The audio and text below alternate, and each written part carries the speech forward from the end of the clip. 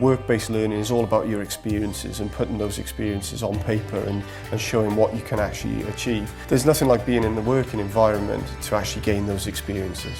You know, I had my own ways of doing things, but some of the theories that they teach you with change management, you know, organisational culture, you know, all of these sort of things that are really important to businesses that you might overlook if you haven't had the theoretical side of things. In the years that we've been working with James, we've seen not only has he embraced, but he's applied the learning.